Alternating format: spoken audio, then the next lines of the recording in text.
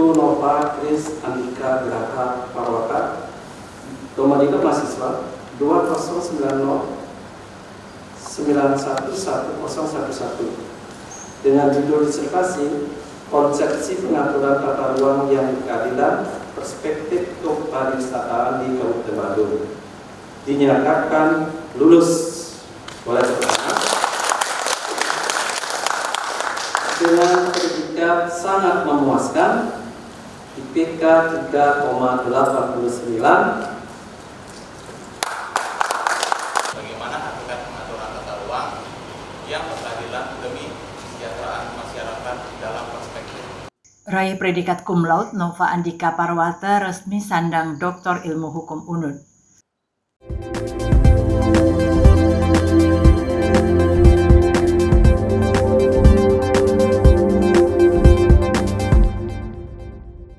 Pertumbuhan pesat sektor pariwisata di Kabupaten Badung dinilai belum sepenuhnya memberikan keadilan bagi masyarakatnya. Alih-alih menjadi subjek pembangunan, masyarakat terutama di wilayah Badung Utara masih kerap menjadi objek dari ekspansi industri pariwisata. Data Dinas Pekerjaan Umum dan Perumahan Rakyat PUPR Kabupaten Badung menunjukkan adanya penurunan signifikan luas lahan sawah. Pada 2019, luas sawah tercatat mencapai 9.072,48 hektar. Namun pada 2024 menyusut menjadi 8.301 hektar. Artinya terjadi pengurangan 771,48 hektar dalam kurun waktu 5 tahun. Perubahan fungsi lahan ini didominasi oleh pembangunan sektor pariwisata seperti villa, hotel, dan restoran.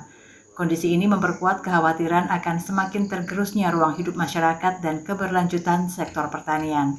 Hal itu terungkap dalam ujian terbuka promosi Dr. Putu Nova Kris Andika Graha Parwata di FH UNUD pada Rabu 20 Mei 2026. Dalam disertasi berjudul Konsepsi Pengaturan Tata Ruang yang Berkeadilan Perspektif Kepariwisataan di Kabupaten Badung, Dr. Nova Andika menjelaskan pengaturan tata ruang yang berkeadilan dalam perspektif kepariwisataan di Kabupaten Badung pada dasarnya merupakan instrumen hukum untuk mewujudkan keseimbangan antara kepentingan pembangunan ekonomi, perlindungan lingkungan, dan kesejahteraan masyarakat. Ia menegaskan bahwa tata ruang tidak boleh hanya dipandang sebagai aturan administratif, melainkan sebagai tanggung jawab negara dalam menjamin distribusi manfaat pembangunan secara adil. Namun dalam praktiknya pembangunan pariwisata di Badung dinilai lebih berpihak pada investasi dibanding perlindungan masyarakat. Tata ruang yang ada di Badung, bagaimana tata ruang tersebut bisa mengatur kesejahteraan dan keadilan yang ada di Badung, sehingga nantinya masyarakat Badung pun yang bisa berpartisipasi ataupun yang nantinya bisa kita pakai terhadap masyarakat Badung, khususnya mensejahterakan. Karena di tulisan saya, konsepsi pengaturan tata ruang yang berkeadilan perspektif kepariwisataan di Kabupaten Badung, sehingga nantinya dalam tulisan saya ini bisa dipakai untuk mencerminkan kesejahteraan yang ada di Badung, sehingga tidak timbul ketimpangan ataupun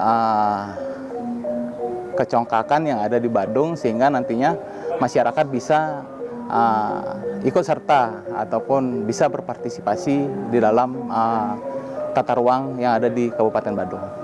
Lebih lanjut, Dr. Andika mengungkapkan implementasi tata ruang saat ini belum efektif.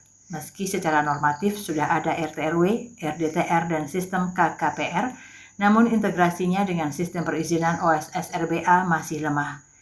Bagaimana mensejahterakan dengan nilai ekonomis yang merata, sehingga ada dukungan-dukungan dari pemerintah daerah khususnya di Kabupaten Badung bisa mensejahterakan ataupun mengambil konsep yang ada di daerah Badung Selatan ke Badung Utara, nantinya bisa dikembangkan di daerah Badung Utara, sehingga kesejahteraan itu ataupun ketimpangan itu tidak terjadi di Kabupaten Badung, khususnya di Badung Utara. Ia juga menyoroti ketimpangan pembangunan antara Badung Selatan dan Badung Utara. Advokat ini pun menekankan fokus utama bukan sekedar membahas ketimpangan, melainkan bagaimana menciptakan kesejahteraan yang merata. Menurutnya, pemerintah daerah perlu mengadopsi konsep pengembangan dari Badung Selatan untuk diterapkan secara adaptif di Badung Utara. Dengan demikian, potensi daerah bisa dimaksimalkan tanpa mengorbankan keseimbangan sosial dan lingkungan. Karena itu perlu dilakukan penguatan hukum tata ruang dan partisipasi masyarakat. Ia juga mendorong masyarakat agar aktif terlibat dalam perencanaan dan pengawasan tata ruang. Partisipasi publik dinilai menjadi kunci dalam menjaga konsistensi pembangunan yang berkelanjutan. Tidak ada kekurangan, tetapi hanya pengawasan daripada regulasi yang sudah ada dari undang-undang tata ruang, dari Perbup, dari Perda. Nah, itu pelaksanaannya memang harus dilaksanakan secara kompleks ataupun merata kepada masyarakat yang ada di Badung, sehingga implementasinya itu terhadap masyarakat itu bisa saling mengetahui, bisa saling memahami, dan bisa menjalankan satu sama lain, sehingga koneksi ini yang kita harapkan kepada pemerintah Badung untuk lebih sinkronisasi terhadap masyarakat yang ada di sekitar ataupun yang ada di daerah masing-masing. Kabar Bali Hits mengabarkan.